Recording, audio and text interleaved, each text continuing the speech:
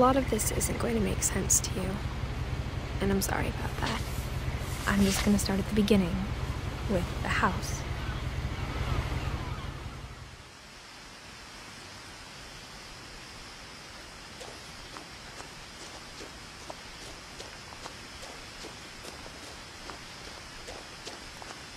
I lived here until I was 11, but I wasn't allowed inside half the rooms.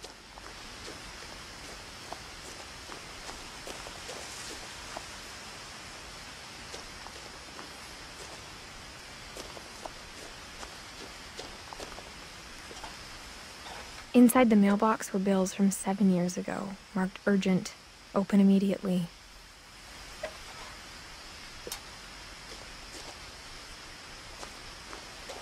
I hadn't been back since my brother Lewis's funeral.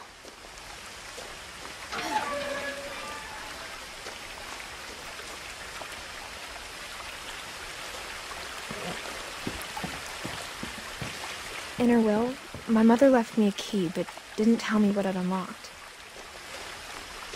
Maybe she thought I'd know, or she thought that the mystery would be enough to bring me back.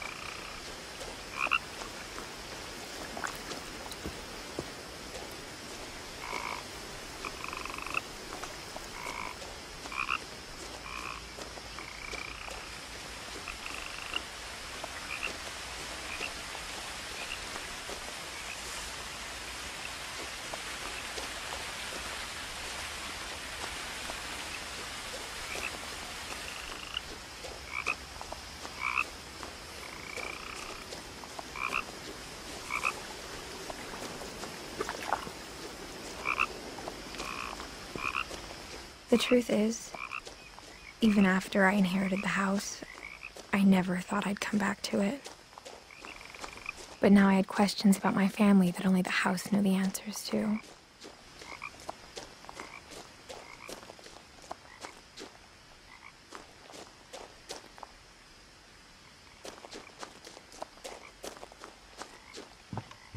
The woods around the house have always been uncomfortably silent, as if they're about to say something but never do.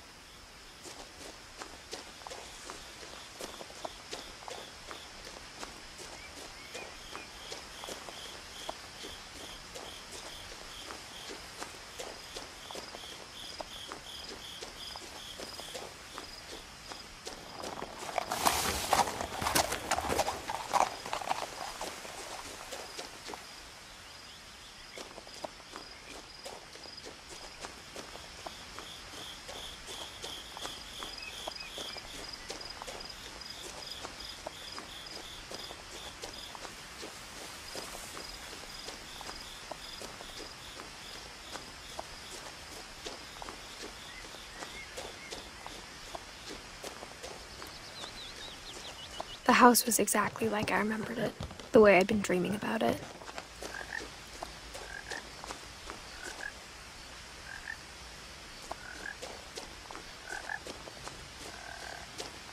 As a child, the house made me uncomfortable in a way I couldn't put into words.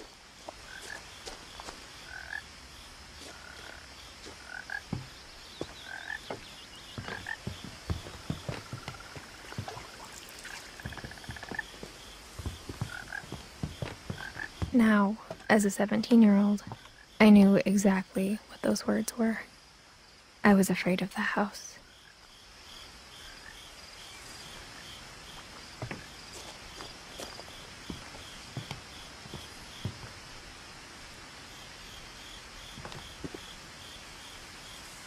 I hoped the key might unlock the front door. It didn't.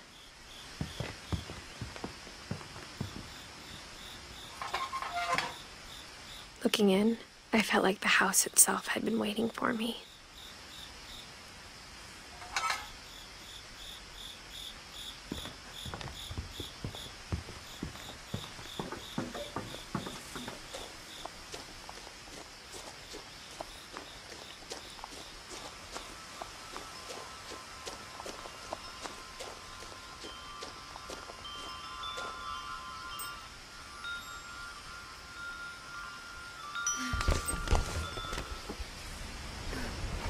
Crawling through the doggy door used to be a lot easier when I was 11.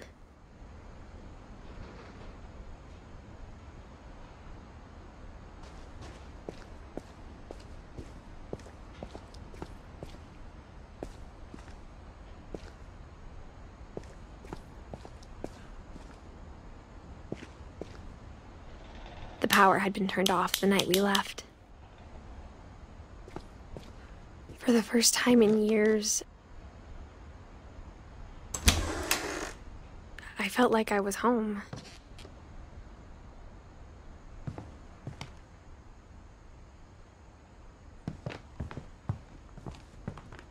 But instead of a family, there were just memories of one.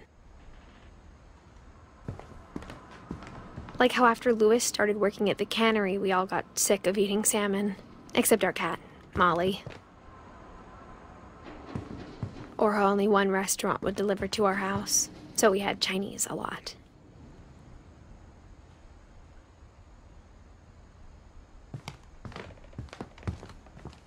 Nothing in the house looked abnormal.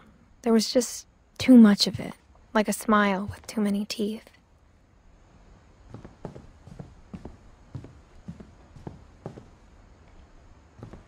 My mom wasn't much of an optimist, but she never stopped believing that my brother Milton was alive.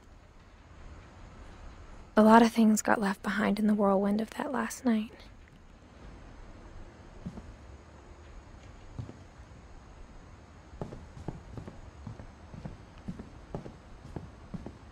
Mom always told me to stay out of the basement, so I wasn't too surprised when the key didn't fit.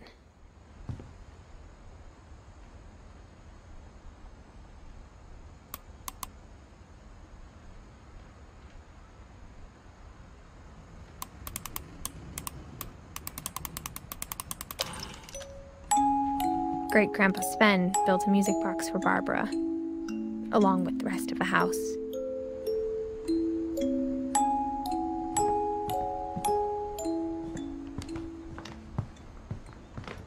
The table was still a wreck from the night we left. It was like a bomb had gone off, killing everyone but sparing the furniture. My mom was the only one of us who could imagine Great-Grandma Edie living in a nursing home.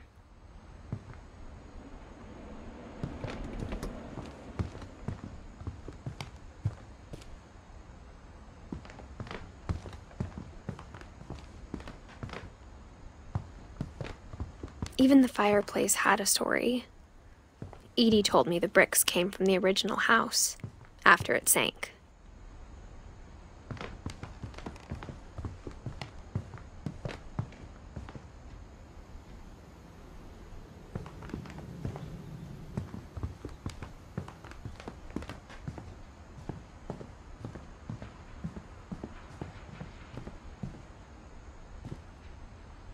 After Milton disappeared, Mom sealed up all the bedrooms. Then Edie retaliated and drilled peepholes.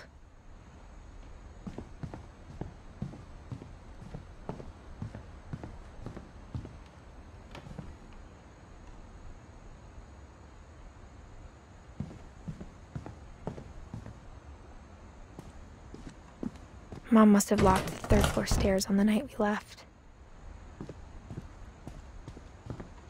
Whenever people ask me about my family, the first thing they always want to know about is Barbara.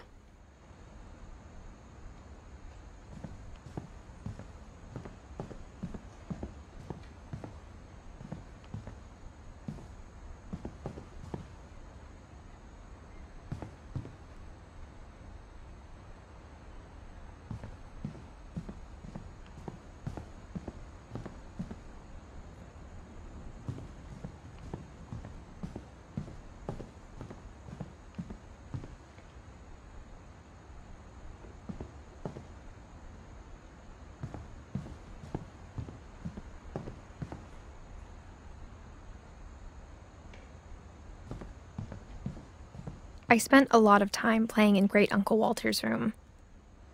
I think my mom sometimes regretted not sealing it up.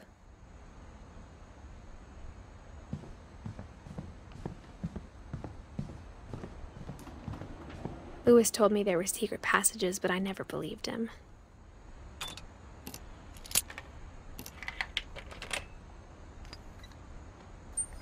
Turns out, my mom was really good at keeping secrets. Now it was time to find out what my mom had been afraid of.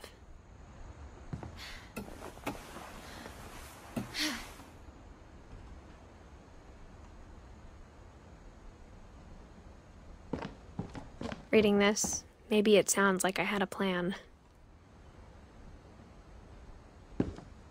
But I had no idea what was behind that door.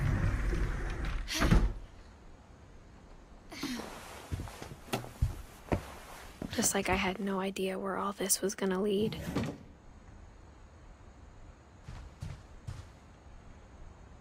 I grew up looking at Molly's room through the peephole. Molly's gerbil had a tiny bedroom with its own even tinier gerbil cage.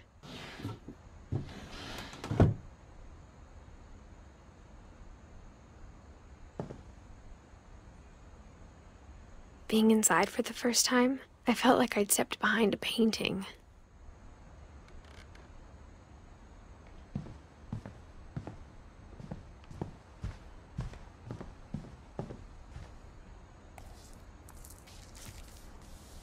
December 13th, 1947. Dear Diary, I'll be gone soon, but I wanted to tell somebody about what's gonna happen. It started when Mom sent me to bed without dinner. I woke up and I was starving, so I looked around for something to eat. The gerbil food was dry, but I didn't mind it.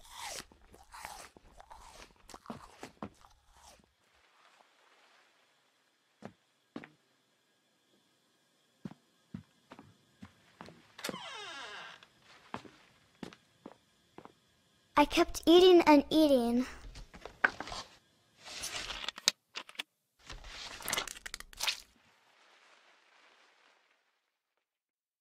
I ate a lot of things that night.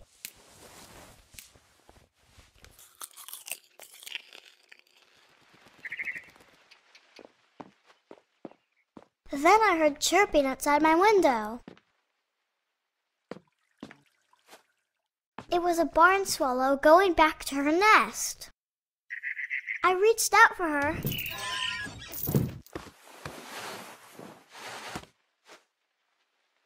And suddenly, I was a cat.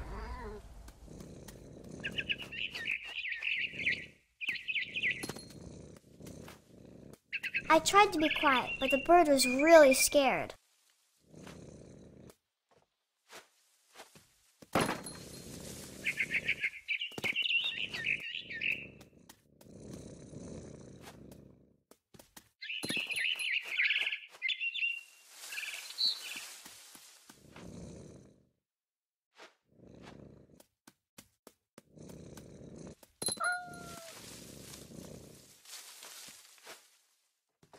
Mom and Dad didn't even look at me.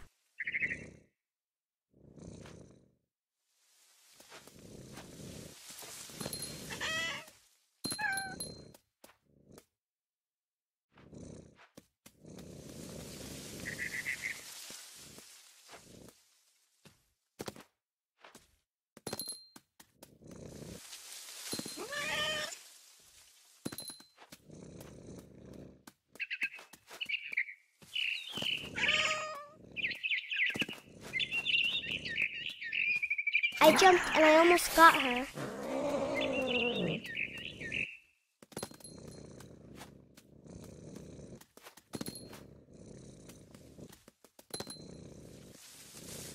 I could tell she was getting really tired.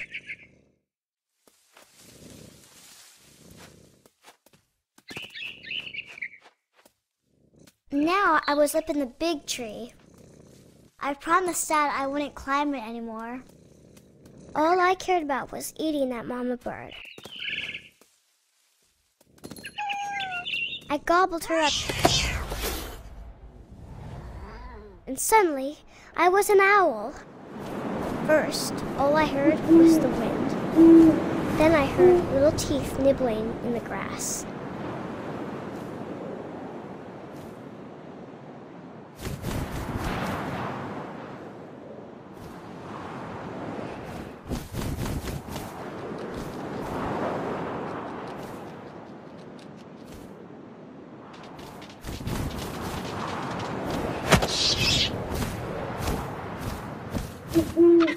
I imagined his face looking up and seeing mine through my talons. I swallowed him up, and I didn't chew one bit. Then I flew off to find something bigger.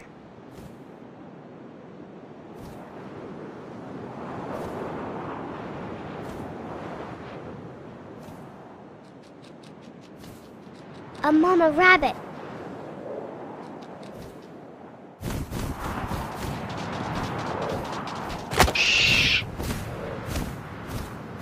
She was almost too big to carry. I started choking, but I couldn't stop eating. And suddenly, I was a shark.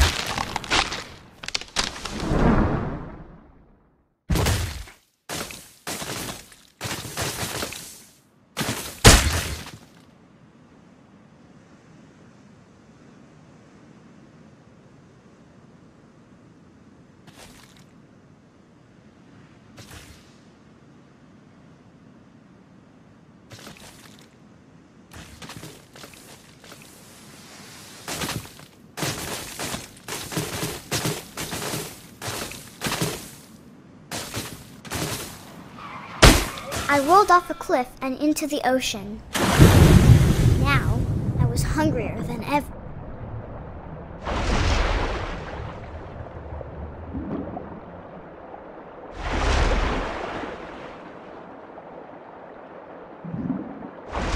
I wanted fat, juicy seals.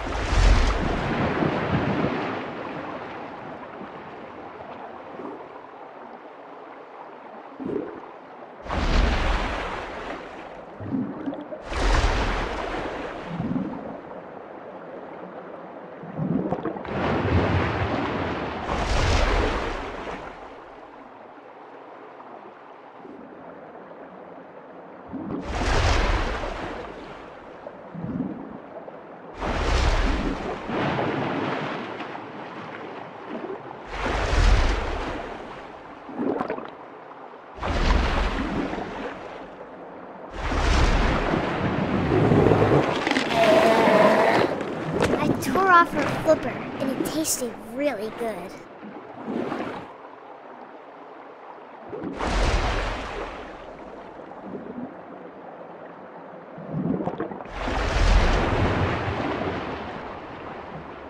I grabbed on tight. Oh, but I was so hungry, I jumped out of the water. When I opened my eyes, everything had changed.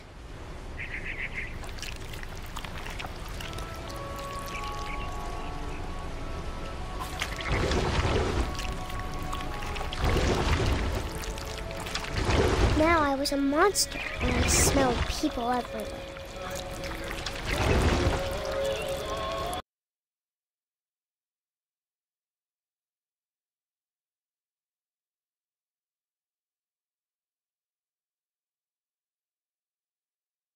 I was big, but I moved real quiet.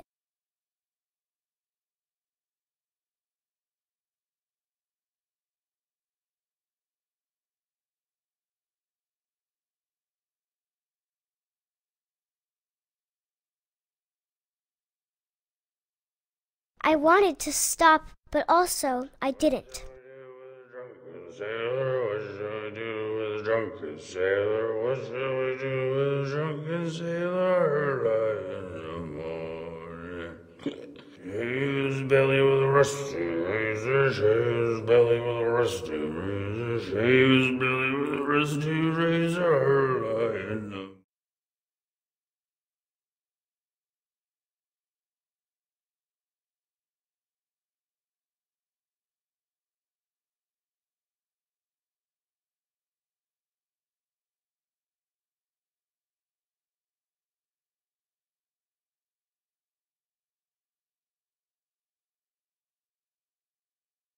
After the last passenger, I was still hungry.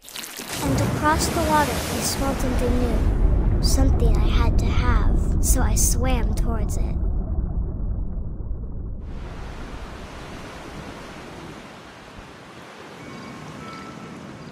I slithered onto the sand, and the good smell went into an old pipe.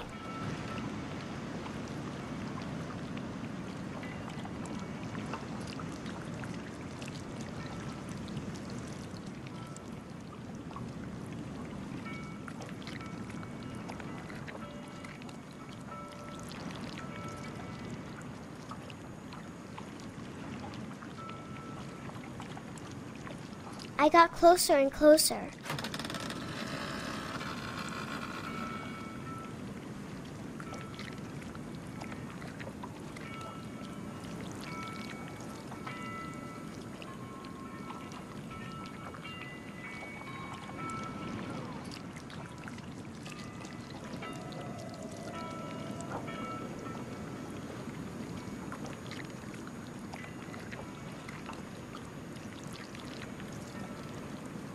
All of my stomach started growling.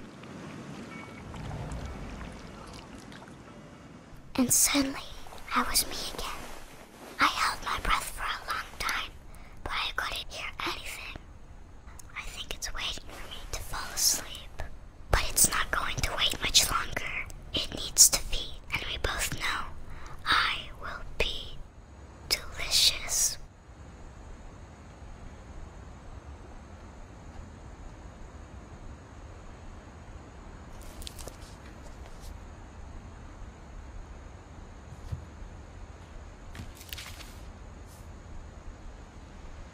I'm not sure if I believed all of that, but I'm sure Edie would have.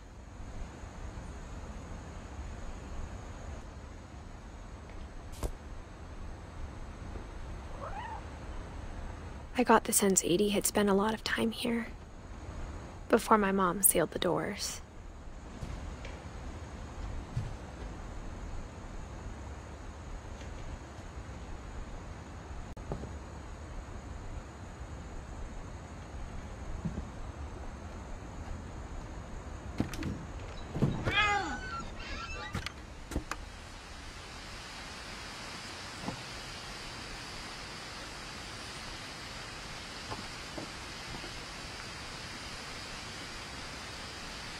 This will be obvious later, but my mom never told me any of these stories.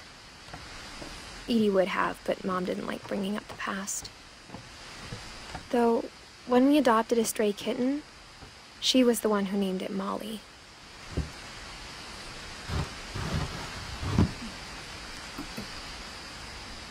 I spent a lot of time in Great-Grandma Edie's room.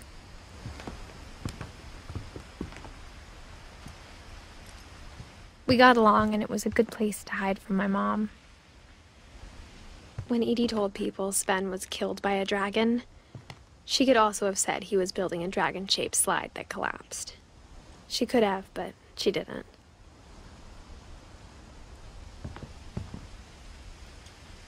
One summer, they evacuated the island, but Edie refused to go. For a few weeks, she was a celebrity. I hadn't thought of myself as Edith Jr. for a long, long time. Edie gave a big interview about a mole man living under the Finch house. My mom was furious.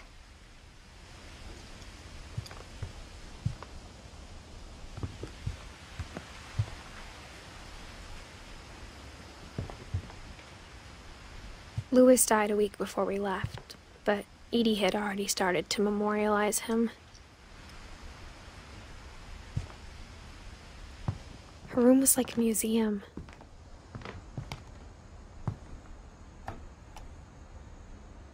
For 500 years, the Finches have been famous throughout Norway for their fortune and misfortune.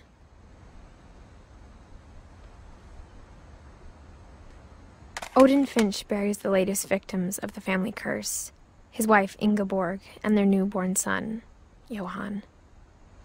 On January 7th, 1937, he set sail with his family and his house, hoping to leave the curse behind.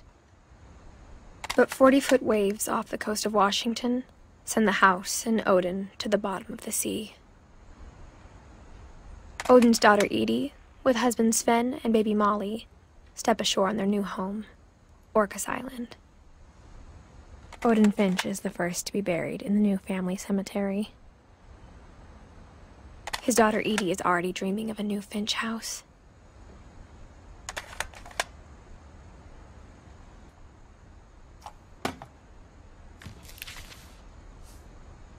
Whatever's wrong with this family, it goes back a long ways.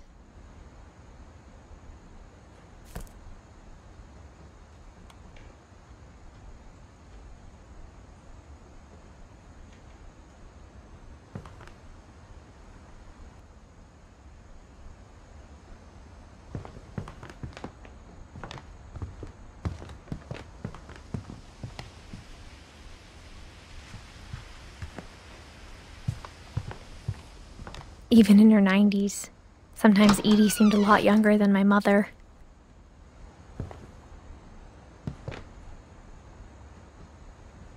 The only trace Grandpa Sam's first wife, Kay, left on the house was the pink bathroom. It was a pretty big trace.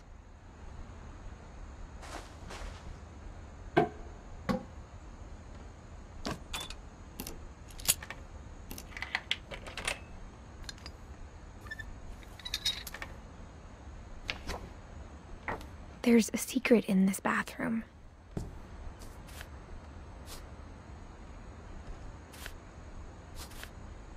It's in the last place you would look. It isn't in the cupboard. It's hidden in this book.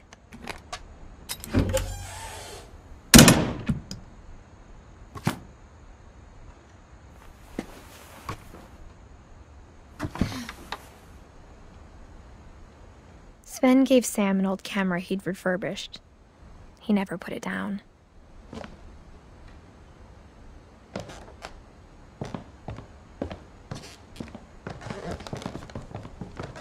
From the paintings on the wall, it was clear my brother Milton had been here before me.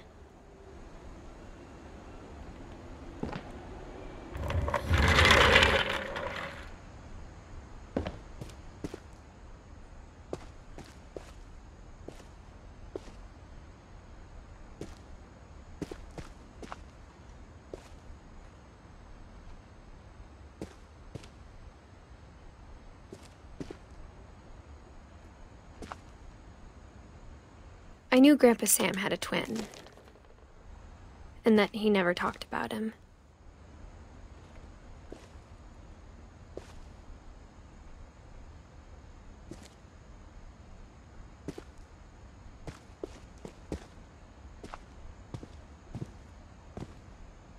I guess my grandpa didn't like history any more than my mom did.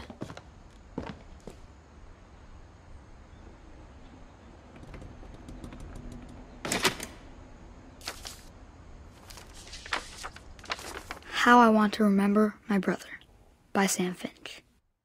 The thing I remember is that when he made up his mind, that was it.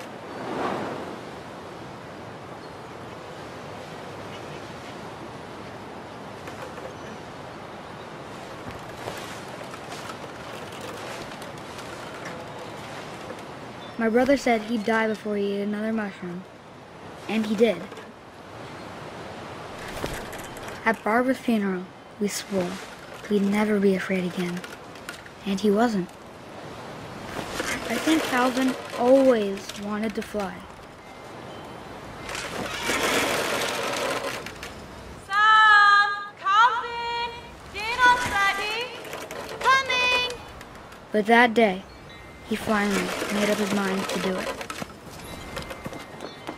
I told him going around was impossible.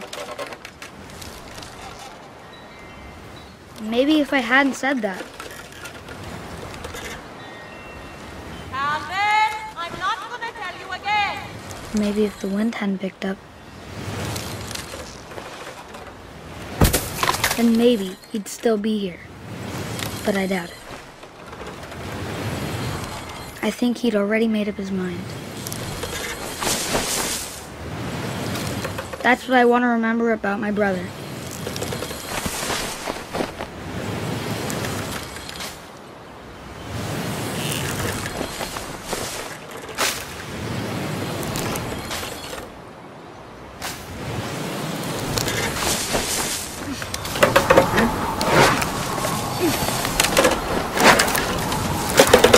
The day he made up his mind to fly. And he did.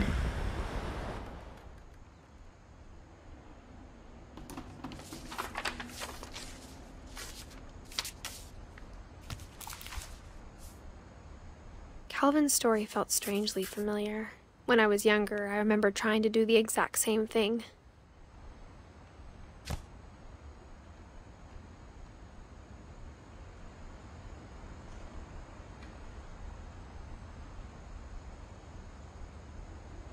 After the funeral, Edie roped off Calvin's half of the room.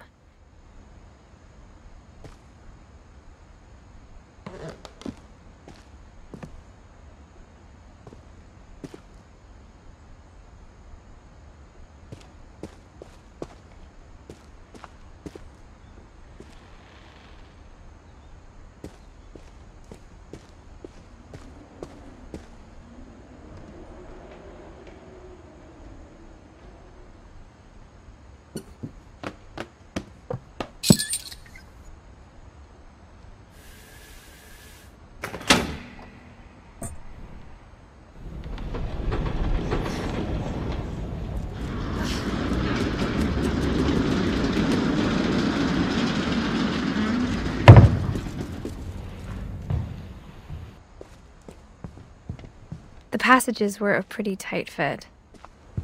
They'd obviously been built for smaller hands and bellies.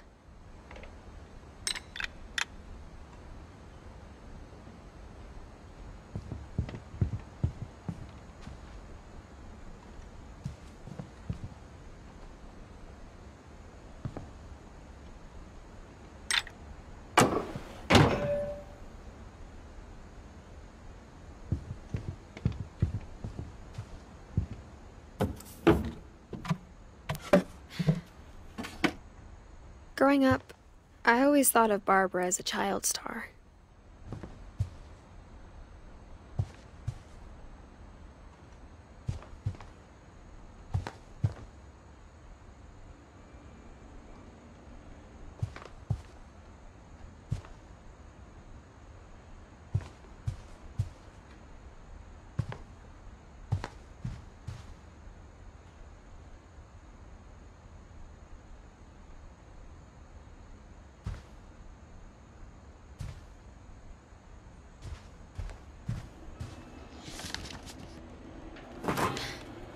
Of all the stories people wrote about Barbara's death, I'm surprised Edie saved this one.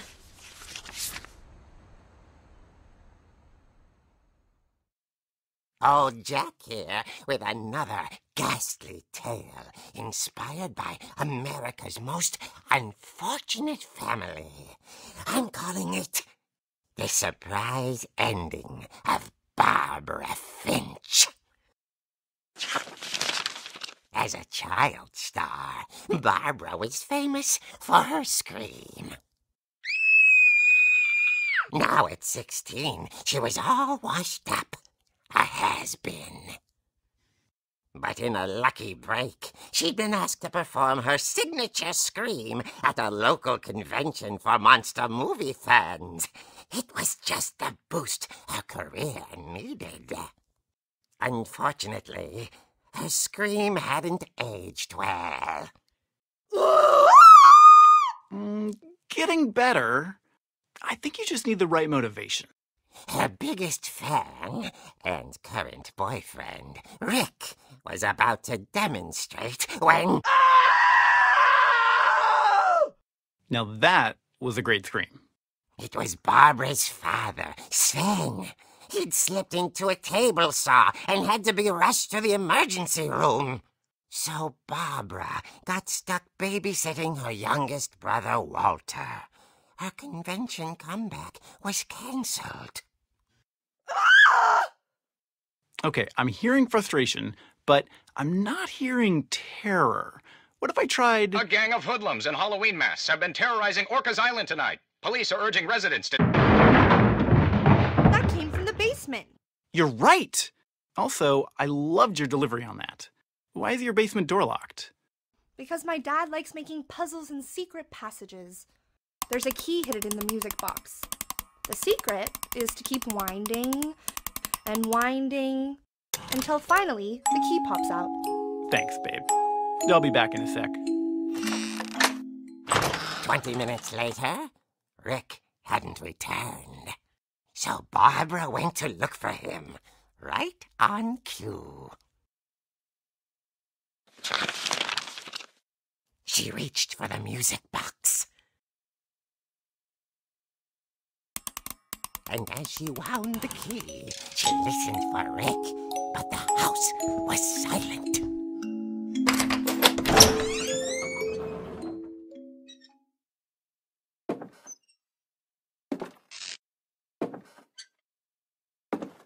She found Rick's crutch and imagined the worst.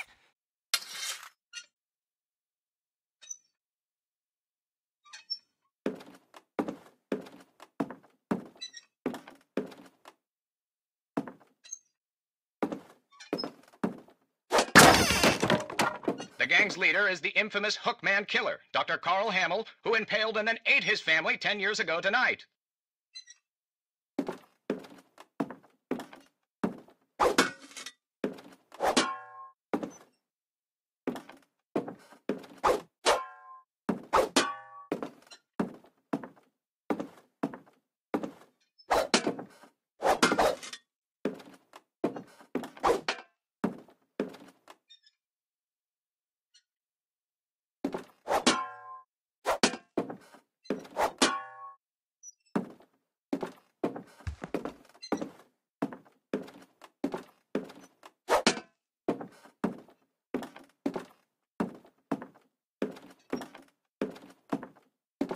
Old Finch rattled and grew still.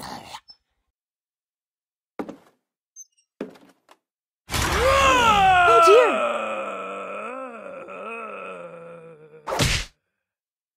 Oh! Rick? Barb, relax. I was just trying to scare you to help you find your scream. Well, I'm not scared, Rick. I'm furious. Then act furious. All I'm getting from you now is that you're hurt and confused and She threw him out, but she kept a little something to remember him by. Barb, have you seen my other crutch? And she was still holding it when she fell asleep watching the late picture show. Hours later... Barbara! Walter, what's going on up there? Okay, I'm coming up, but if this is a trick, you're dead, Walter.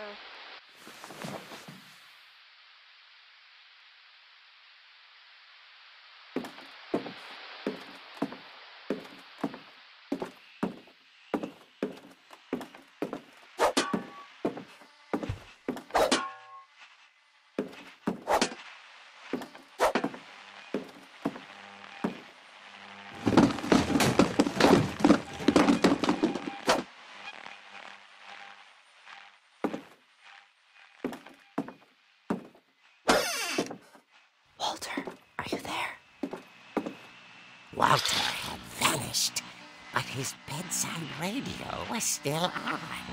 Orcas Island police describe the man as 6 feet tall, with a steel hook for a hand. Residents are urged to lock all doors and windows and notify the police of any suspicious activity.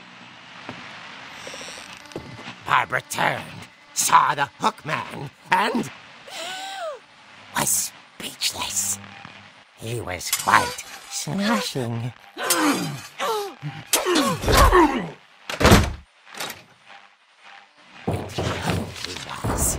He couldn't get enough of Barbara.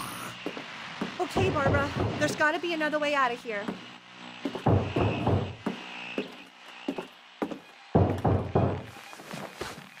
That night, she played her part beautifully.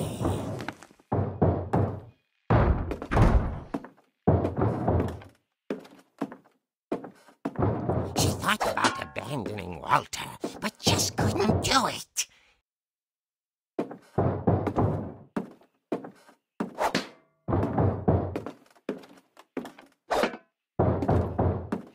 Molly's door hadn't been opened in years. The hinges groaned.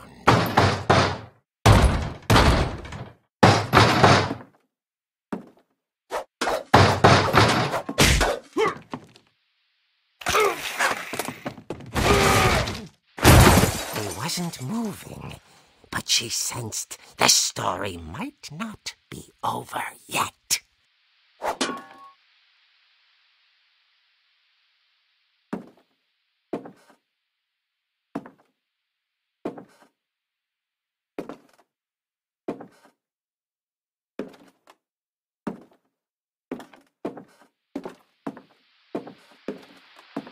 The hookman had vanished. She listened for his breathing, but all she heard was...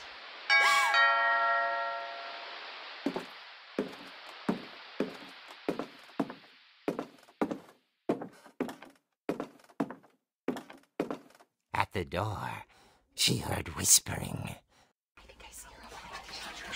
It was coming from inside the house.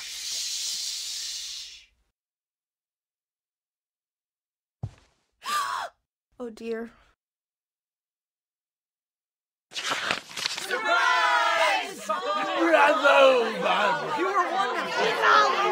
monsters had come to surprise her. For Barbara, it was a dream come true. Then she saw what kind of monsters they were, and she realized what was about to happen. She was going to be famous. And with her final breath, Barbara Finch gave the performance of her life.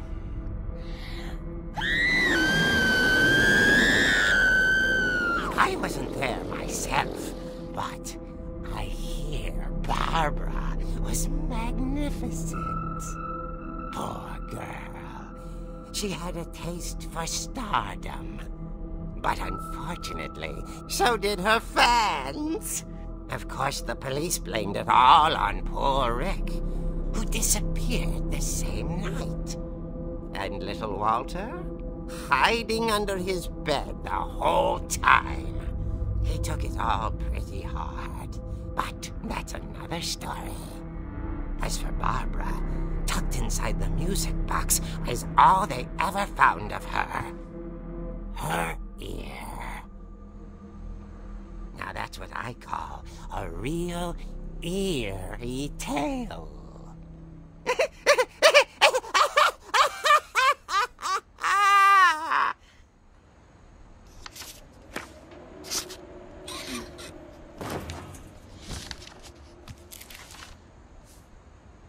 Edie told me all Barbara wanted was to be remembered, as absurd as that comic was. Maybe what Edie saw was a happy ending.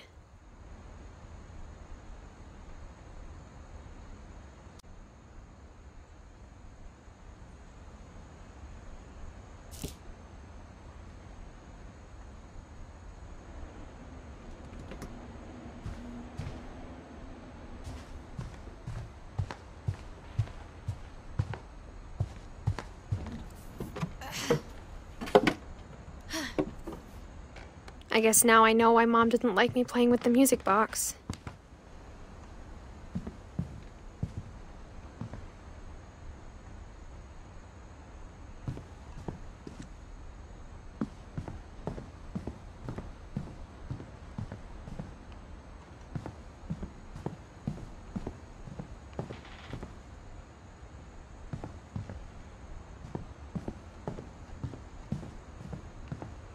It's funny. All those times I played with the music box and never found the basement key.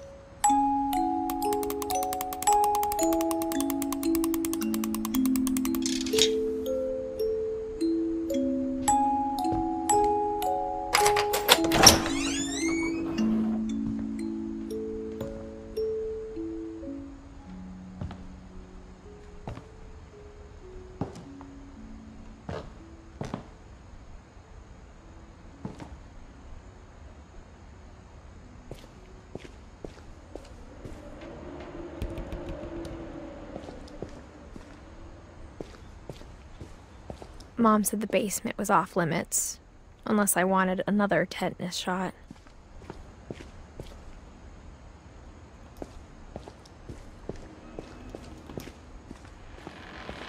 I saw Edie sneak down to the basement once, carrying packages.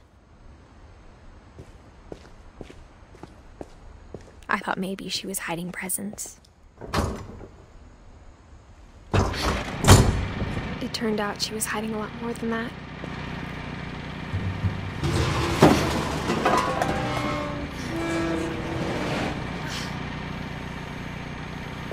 I remember asking Mom once about where Walter had gone. She said after Barbara died, he got as far away as he could. If there's a pattern in all these stories, I think it's that none of us has gotten very far.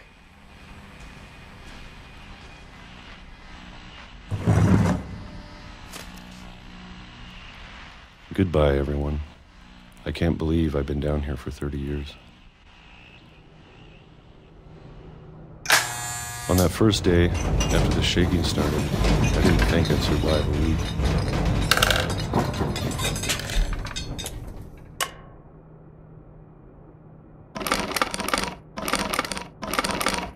But after a few days, I settled into a routine.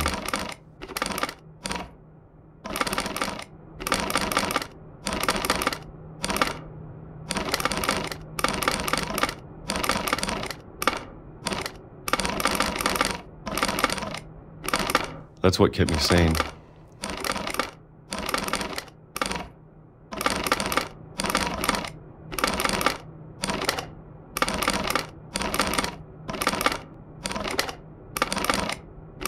Having a schedule, living for today.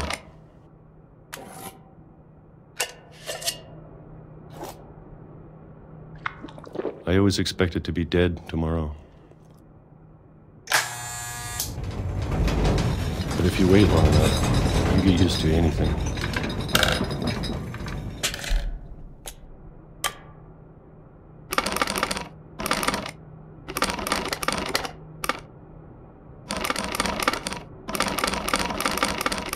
Even a monster on the other side of the door starts to feel normal.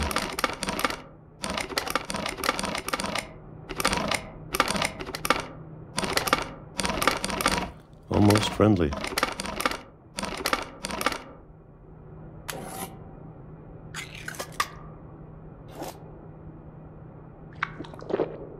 And then one day, everything just stopped.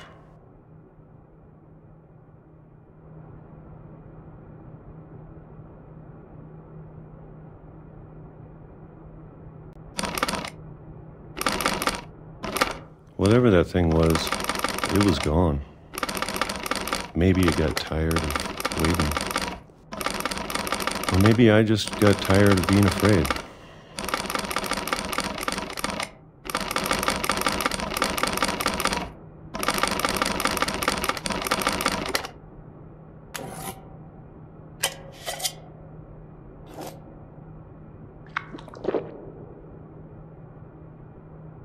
It's been a week now, the longest in 30 years. I'm done waiting. I have to leave while I still can.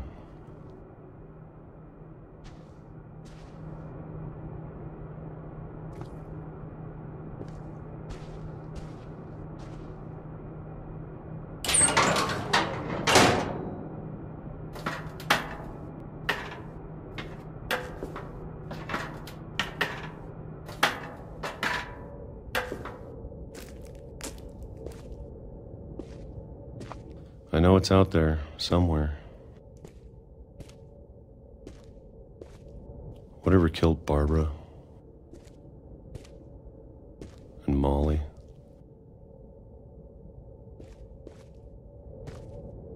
and Calvin. Maybe this is all a mistake. But I need to stop living the same day, even if it kills me.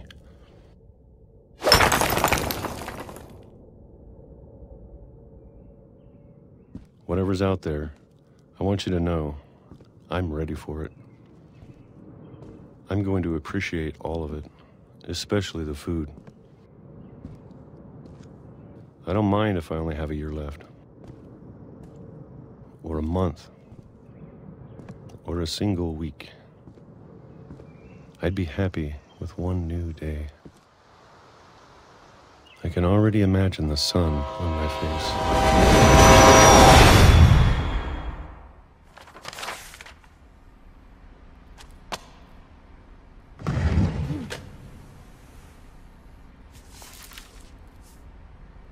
Walter died when I was 6. I can't believe my mom never told me he was down here.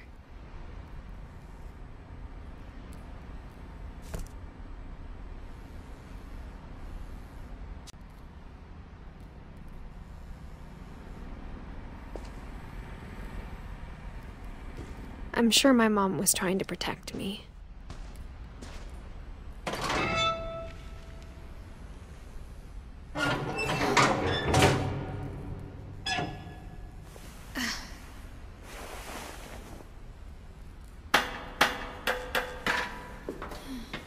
Maybe she was afraid I'd end up like Walter. But if she never told me about an uncle under the house, I can only imagine what else she was hiding. I don't want to make the same mistakes she made. Trying to bury something that's still alive. Now that there's only one of us left, or maybe 2, I thought it was time I heard the stories for myself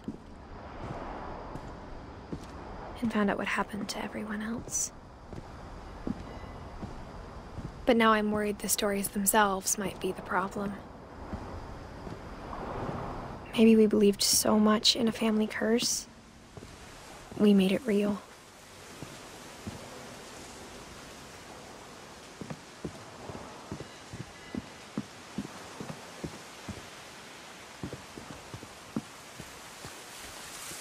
I don't know if I should even be writing this.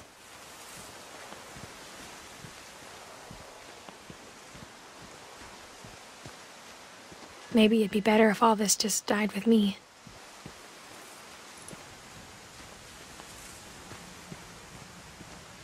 But I thought you should know about your family.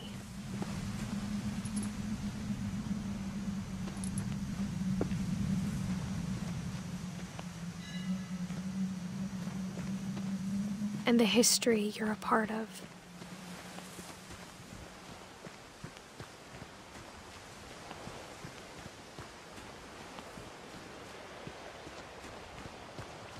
Though to be honest, I feel as lost as you probably do right now.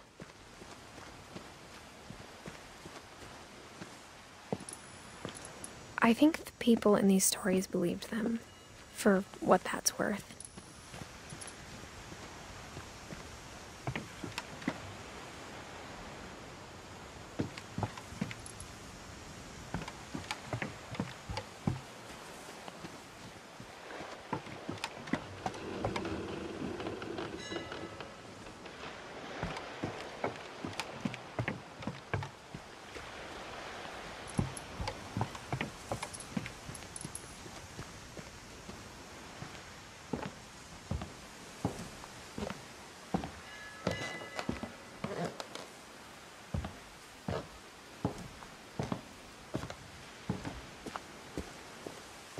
And when you look at the house, that history of imagination and stubbornness and madness, any of it seems possible.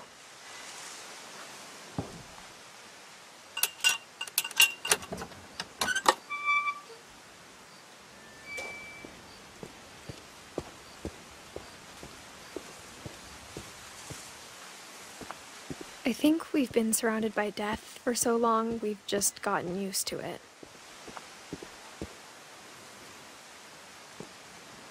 What kind of family finishes building a cemetery before starting the house?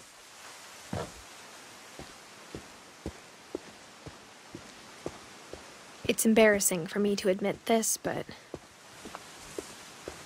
the pet cemetery made me more uncomfortable than the human one. 3 of the gerbils were mine, and 2 had been my fault.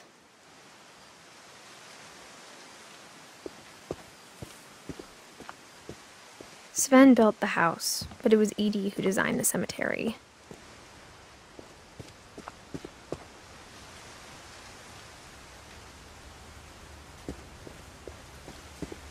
I'm sure Odin's monument had been Edie's idea. My mom was always trying to move on, but for Edie, the past never went away. She could see it poking out of the water at low tide.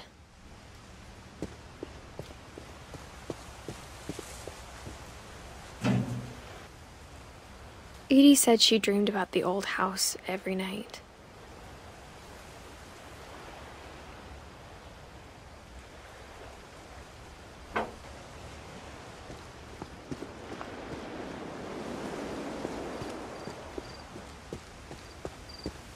Edie's side was always easier for me to understand.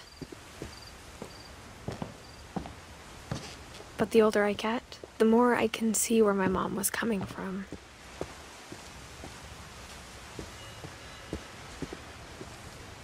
She lost 2 of her brothers, just like I did. I get why she tried so hard to protect us.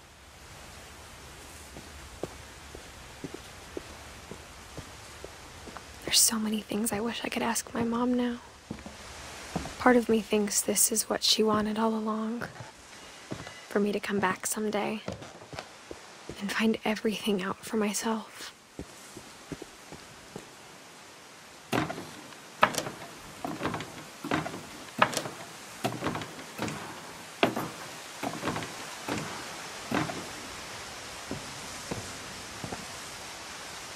But looking back on it now,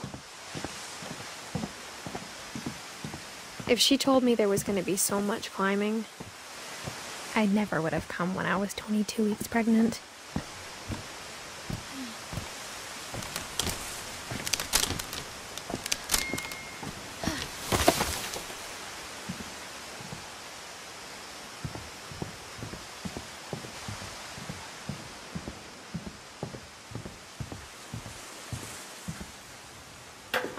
I never met Grandpa Sam, but I think he and my mom had a lot in common.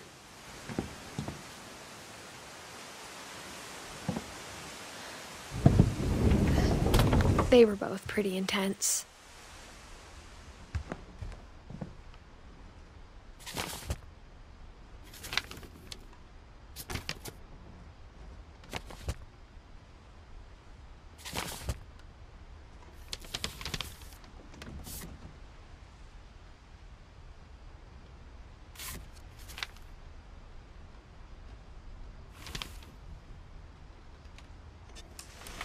Dawn, I promise, you'll never forget this weekend. Yes, sir. These memories are gonna last a lifetime. Mm-hmm. Perfect. Am I gonna have to shoot anything? It's gonna rain the whole weekend, isn't it?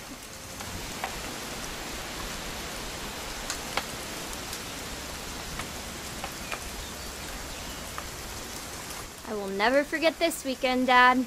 That's the spirit. Okay, got it. I'm gonna take some pictures, okay? Just be careful. That camera's older than you are.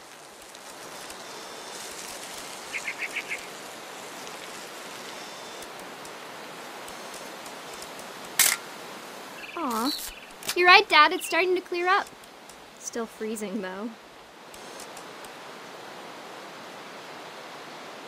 Definitely should not have drunk all that coffee. Hmm. Hey! That's a keeper. Hold still while I take a picture of you. I'm just saying, I'm not always gonna be here, Dawn. You'll need to remember this stuff, if you want to survive. I'll be fine, Dad. You know who else thought he was gonna be fine? Some guy who died. Dawn, I'm being serious. I know, Dad. You're always serious. Doesn't being out here make you want to chill out? Well, to tell you the truth, I haven't been out here in 20 years.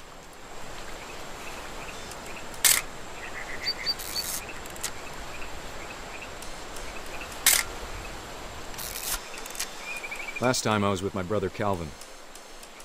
Man, that was a great trip. Dad! Good eyes, Dawn.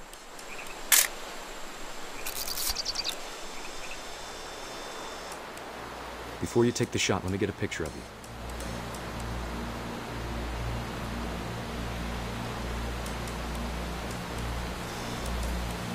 Dad, I... Just breathe. Let me get behind you. Do I have to do this?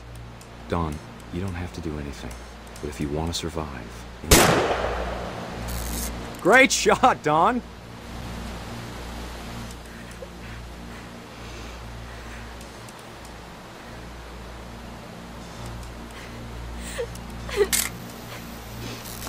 I'm proud of you, Dawn. Always remember that, okay?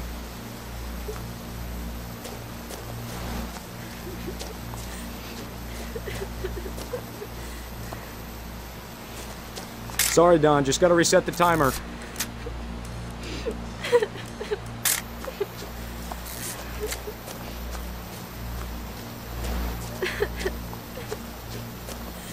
Dad, it's twitching. I think That's it's totally so... normal, Dawn. Just focus on the camera. Try not to think about... Dad!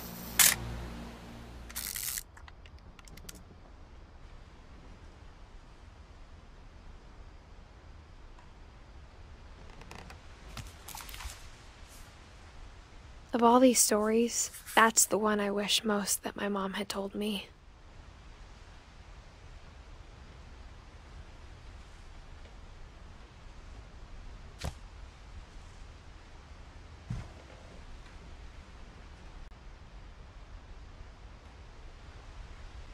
Sam spent his life shooting photos, but Mom said he got nervous being in front of the camera. I guess we're all afraid of something.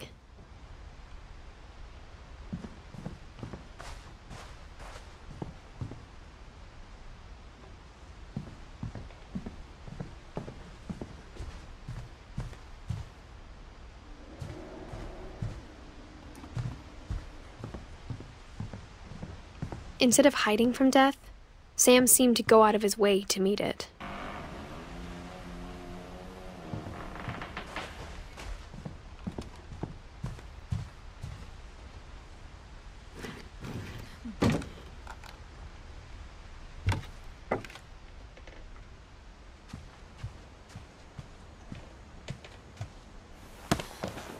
After Sam died, my mom and Edie got really close.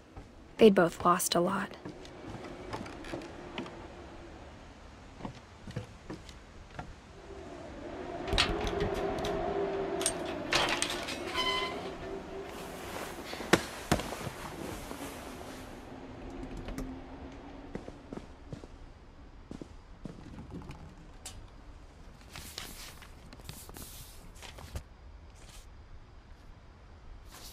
Dear Kay, do you remember the way Gregory used to laugh when he thought he was alone? Like something funny was happening, but only he could see it.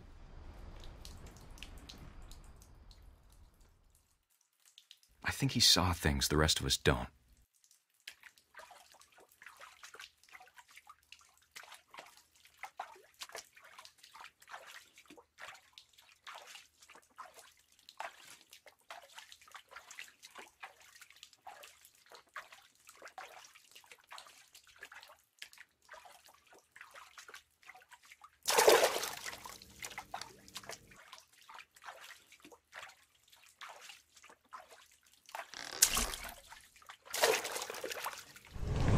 Time's over, Gregory. It's time to... Hold on, sweetie. Hello?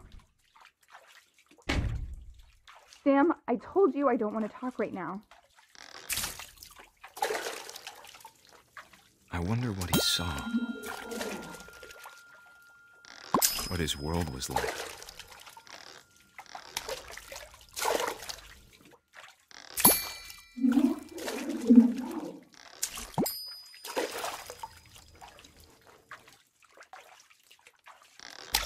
He reminded me so much of Calvin. Lost in his imagination.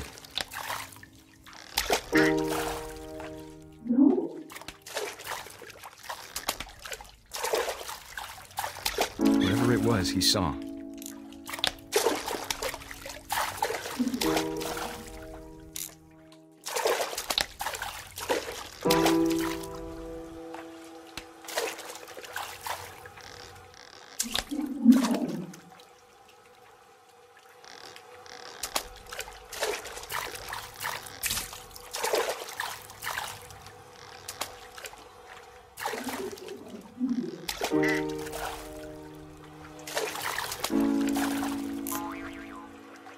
It sure made him happy.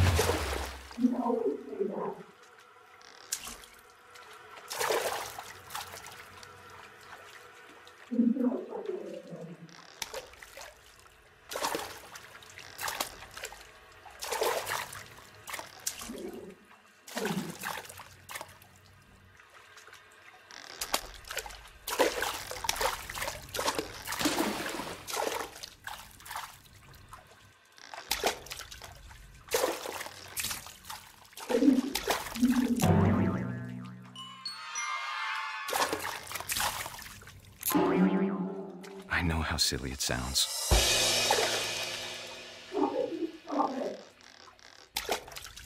That I worried about a baby being too happy. But I could feel him slipping away. Sorry about that, Gregory. I know you did everything you could. Maybe if I hadn't called that night. Damn it. Hold on, I don't want to hear this. I wish he could have told us about the world he saw.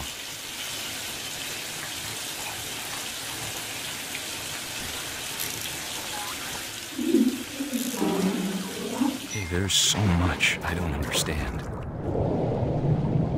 about Gregory. About everything.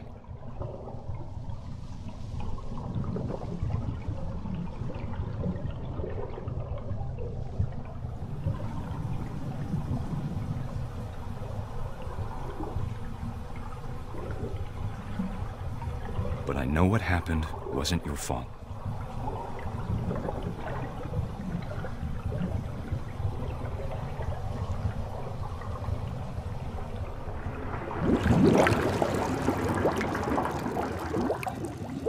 I'm sure he's happy. And he'd want you to be happy too. Good luck, Kay. Love, Sam.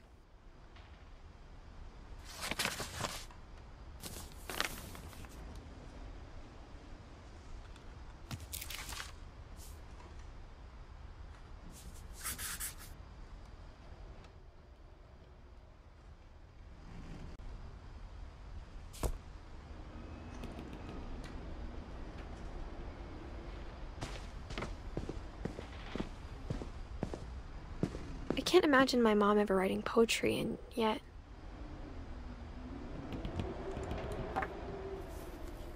A poem for Gus, who always said the wedding was a bad idea. Our father never hit us kids, at least not very hard, before the day my brother said with teenage disregard that he'd be dead before he'd see a wedding in our yard.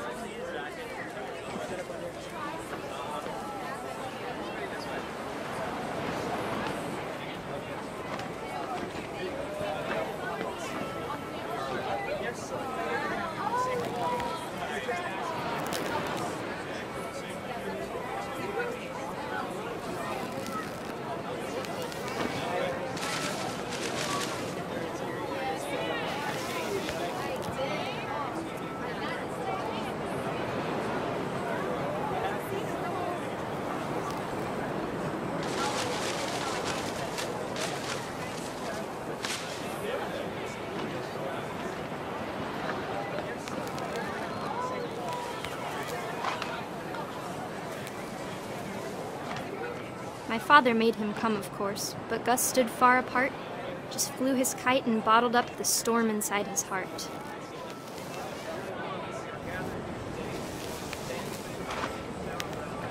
I tried to talk him out of it, but though he'd never met her, "We don't need a stepmom," were the words that I now remember. pronounce you husband and wife.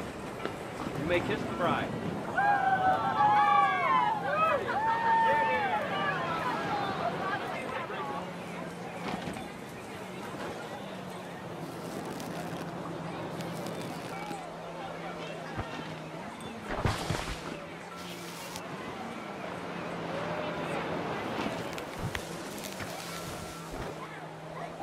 When the time for photos came, Dad ordered him to come here. But Gus declined and as a sign held up his middle finger.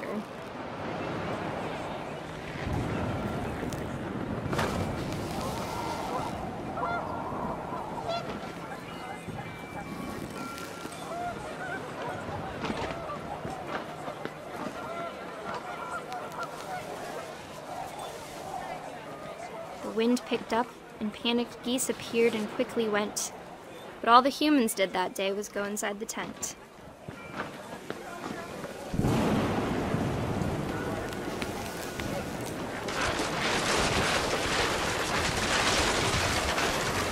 The rain came down in buckets then, but no one seemed afraid that nature might destroy the tent our dad had crudely made.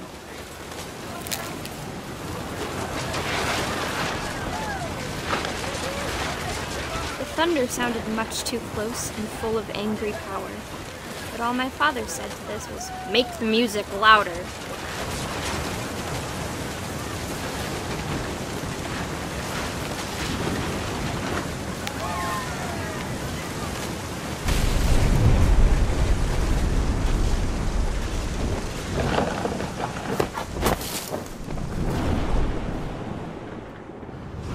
I wish that I could truly say I thought about you on that day. Out there on the beach alone, just you, the wind, the sea, and foam. But I didn't, until we found you.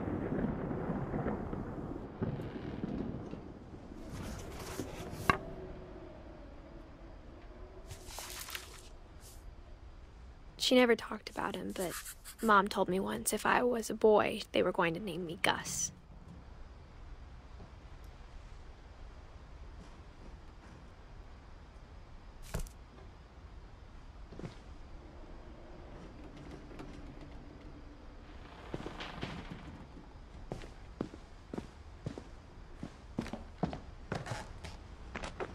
My mom moved up to the loft after her brothers died.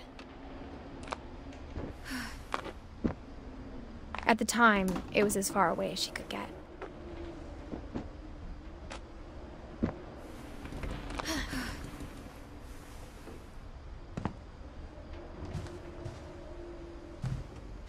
She spent a summer building houses in Calcutta, where she met my dad, Sanjay.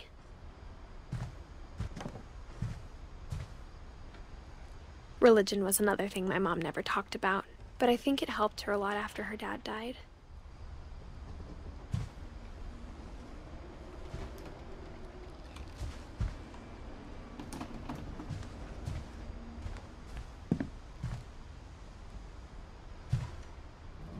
My mom moved to India a week after graduation and got a job teaching English. Louis was born a year later.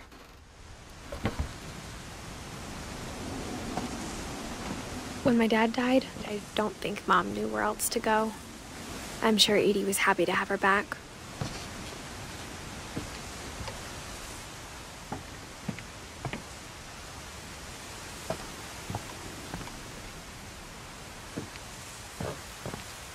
The house had to get a little bigger, but Edie was used to that. And for a while, things were good. Almost normal. But it didn't last. The beginning of the end was Milton's 10th birthday, when Edie gave him a castle.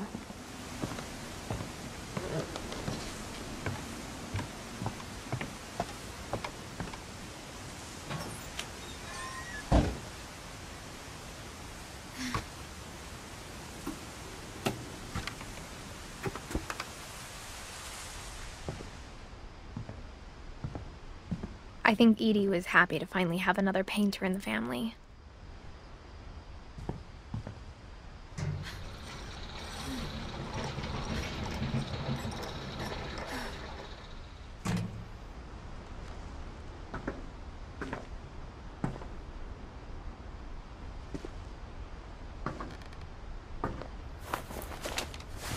Milton Finch in The Magic Paintbrush.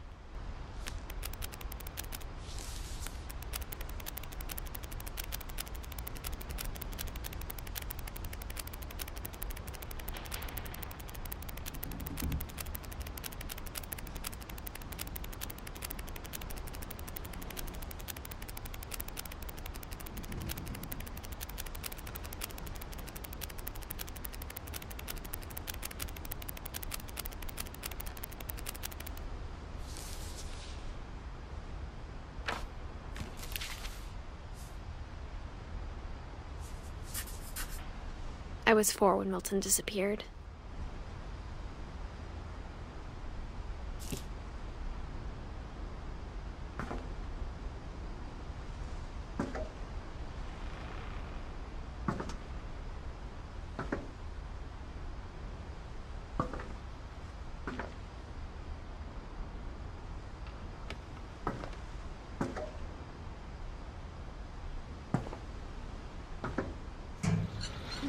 Mom spent months searching for my brother. Then she sealed the doors.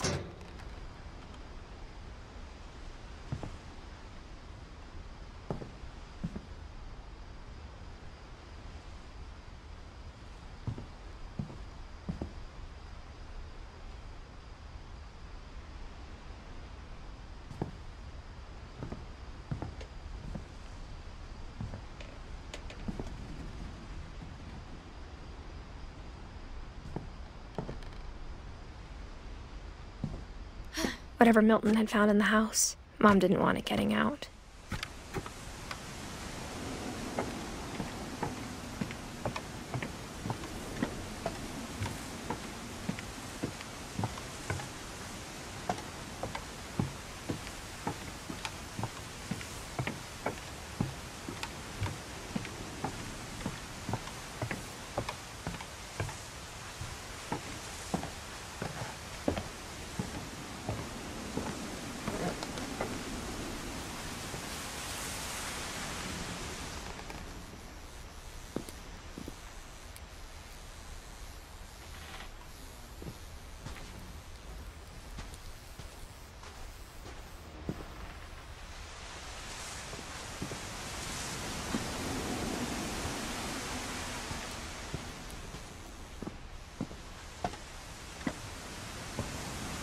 Mom definitely blamed Edie, but I think Louis blamed himself. After he graduated, he just spent more and more time in his room, until Mom got him a job at the cannery.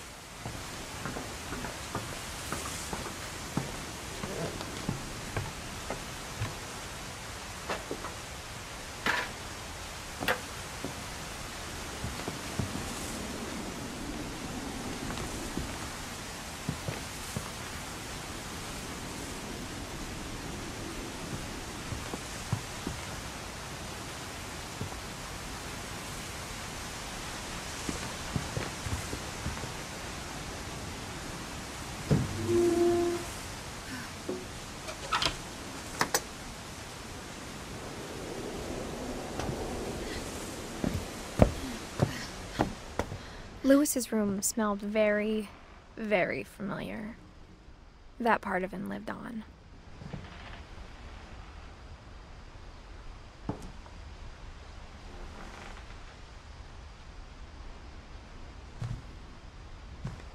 Louis and I spent a lot of time playing games together, but he was surprisingly bad at them. He died a lot.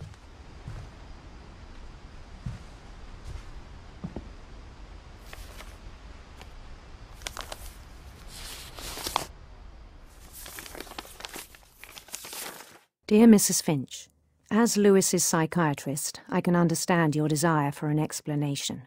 As I see it, the trouble began in January, shortly after we convinced your son to seek treatment for substance abuse. Newly sober, I believe Louis first noticed the monotony of his daily life.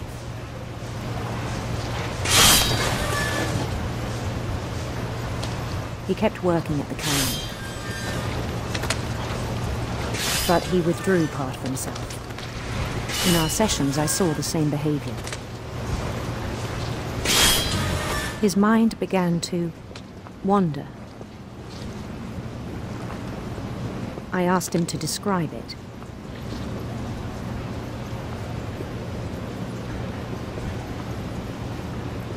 He said he started small, imagining a labyrinth. He'd feel his way about.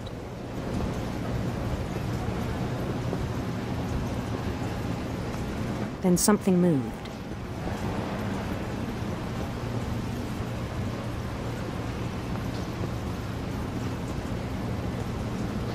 Bats and toads.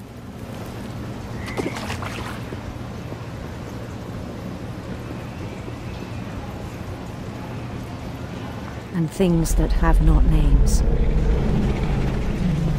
He knew it was all in his head.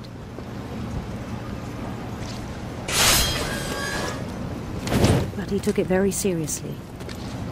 I had hoped he'd find himself.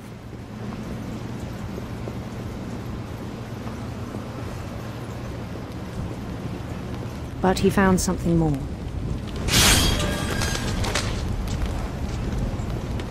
I worried about him then, daydreaming at the cannery.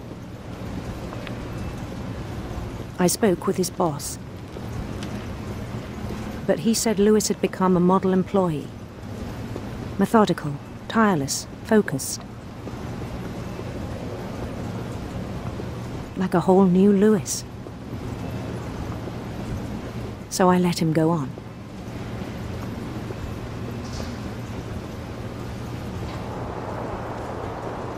I even encouraged him. It seemed very promising at first. He told me he'd made a new friend.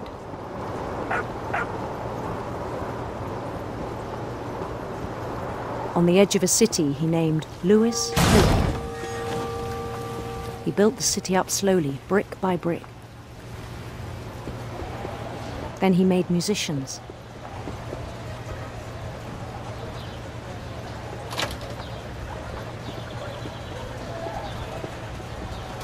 And songs for them to play. He talked about starting a band. And he was always humming something. Every day his imagination grew stronger.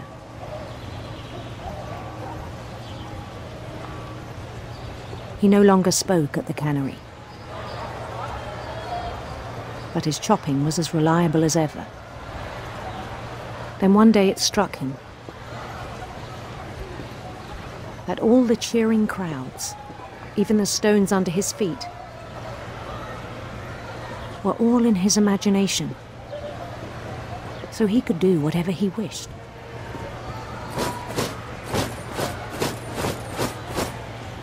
He held an election for mayor.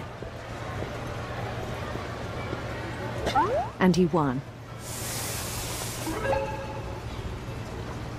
They begged him to stay, but his mind was already wandering. It became a game for him.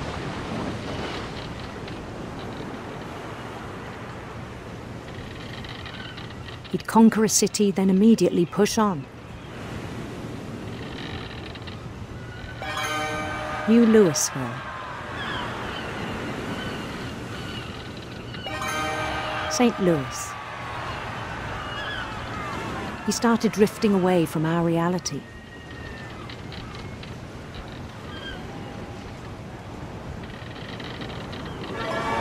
Minneapolis.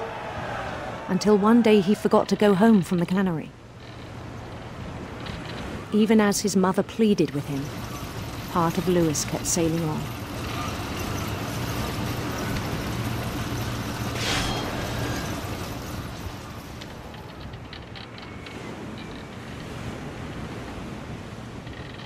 In Lewisburg, he heard rumors of a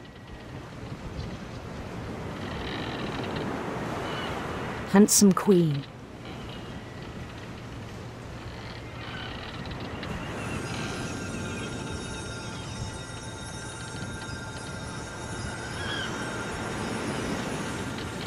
The queen was on her own quest for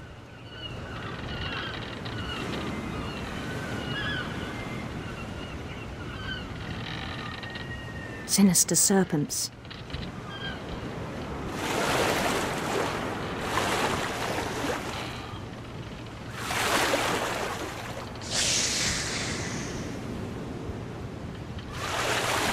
He followed the sound of her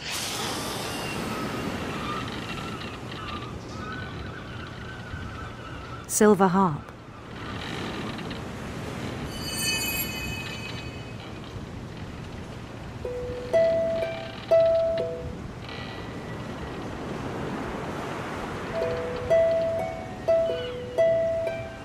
His chase led him to a golden palace east of the sun and west of the moon.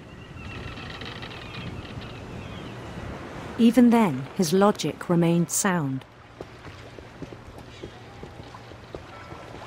He knew the world was all in his imagination.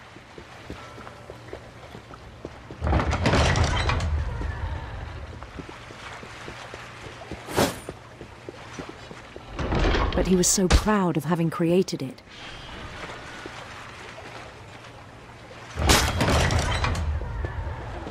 In his own eyes, he'd become something greater than a king.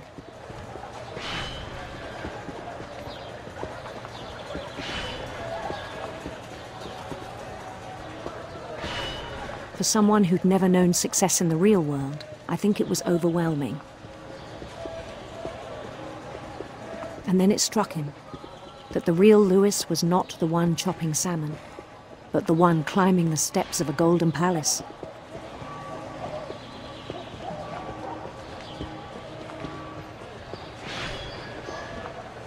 My imagination is as real as my body, he told me. It was hard to argue with him.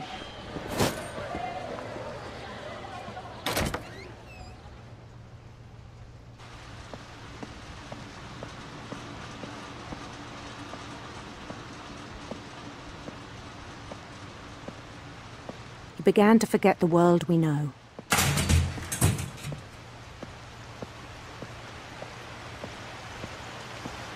I think it pained him to remember Lewis, the cannery worker.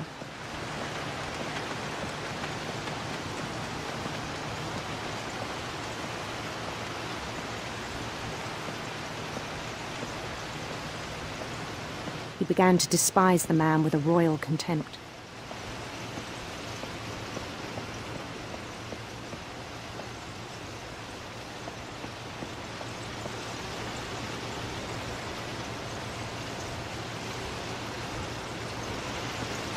I still thought I could save him. Even after he said he was being crowned king over all the lands of wonder. The palace would be packed with his companions.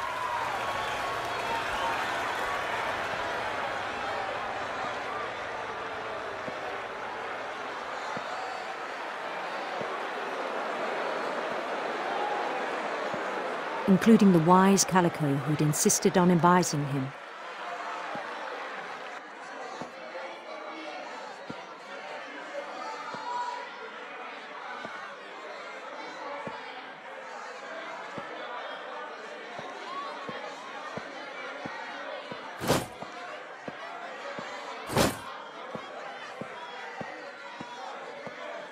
His queen waited, holding his crown.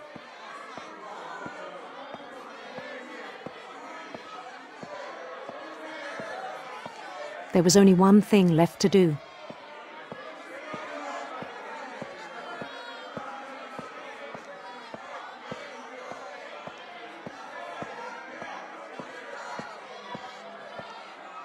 Bend down his head.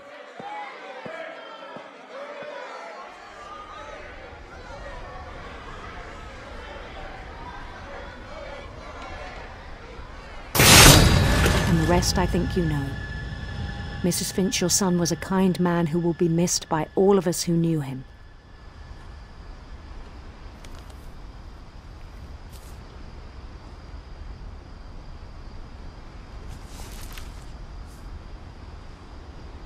My brother was really cool. I wish you could have met him.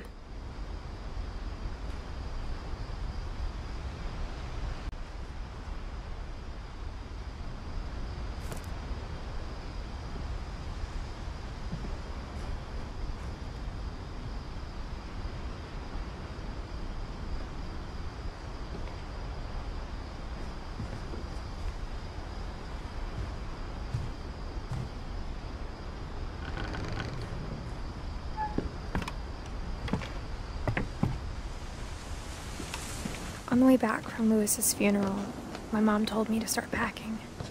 She waited until the day before we left to tell Edie. I'm not sure if she wanted to make it easier or harder.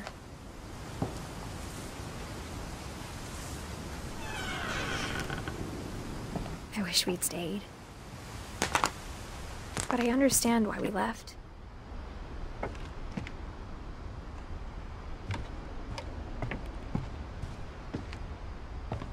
My mom ended up leaving everything behind.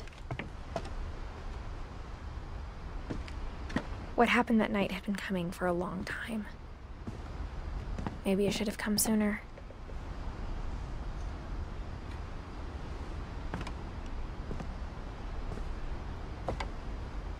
But it had to end one way or another. All that's left now is to tell you about that last night.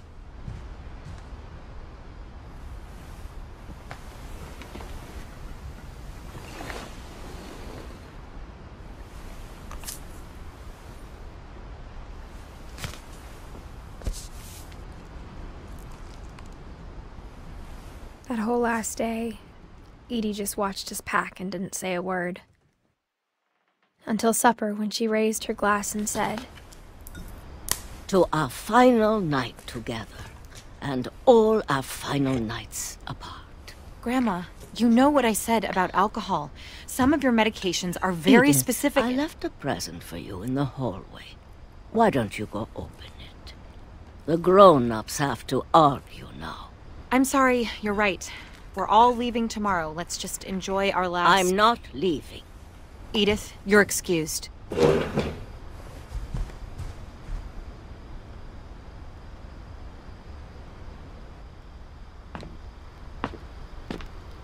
The power had been shut off that morning, but Edie always had plenty of candles.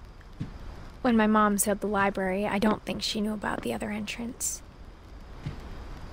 Or that Edie had a key to it.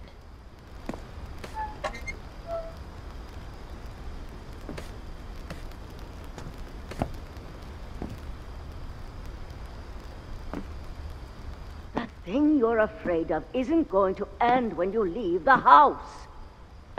Edith has a right to know these stories. My children are dead because of your stories. I think it's best if Edith and I leave tonight. We'll have the nursing home send a van for you in the morning, okay? Dear Edith, there's so many stories I wish I could tell you, but there's only time for one. This is about what happened on the night you were born. That night, the tide went way, way out. It was the first and last time I ever saw the old house aground. There'd been an earthquake out in the middle of the ocean. They called it the lowest tide in 1,000 years. God, it smelled awful. You know, I've seen that house every day of my life.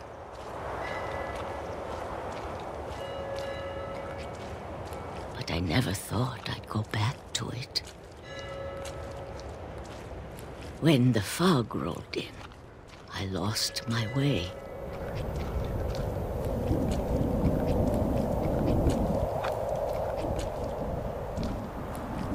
I got turned around.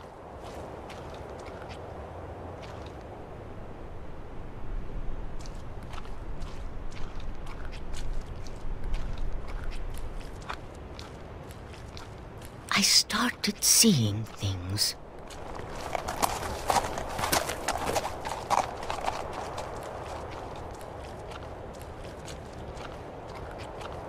Things I'd forgotten had ever existed.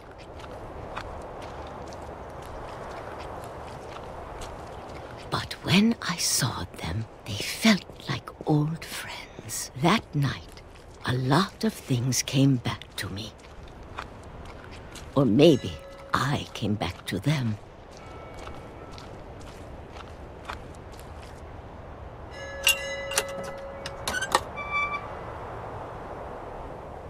Things I can't explain, but that I need you to try and... Edith, what are you doing in here? It's mine. Edith! Mom, you're gonna rip it! Let go! I kicked and screamed, but Mom dragged me to the car.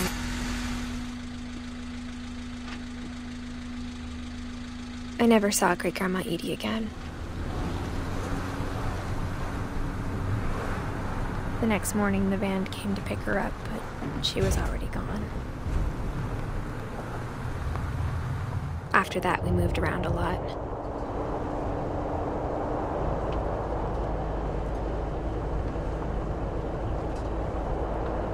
We both tried to make the best of it.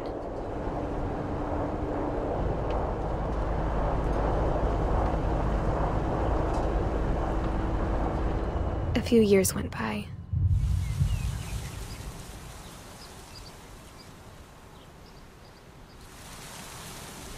My mom didn't like to talk about it, but she started getting sick a lot. The rest happened pretty quickly.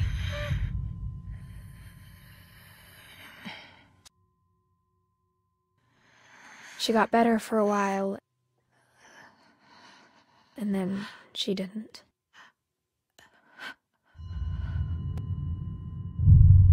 And then I was alone.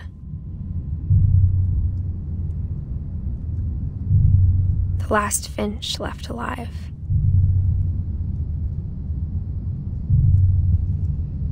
Until I found out about you. I'm still not sure what to tell you about all this. If we lived forever, maybe we'd have time to understand things. But as it is, I think the best we can do is try to open our eyes. And appreciate how strange and brief all of this is. This journal was supposed to be for you. But now I hope you'll never see it. I just want to meet you and tell you all these stories myself. But I guess if you're reading this now, things didn't work out that way.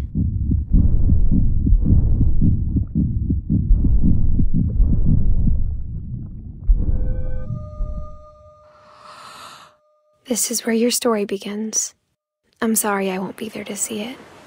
It's a lot to ask, but I don't want you to be sad that I'm gone. I want you to be amazed that any of us ever had a chance to be here at all. Good luck.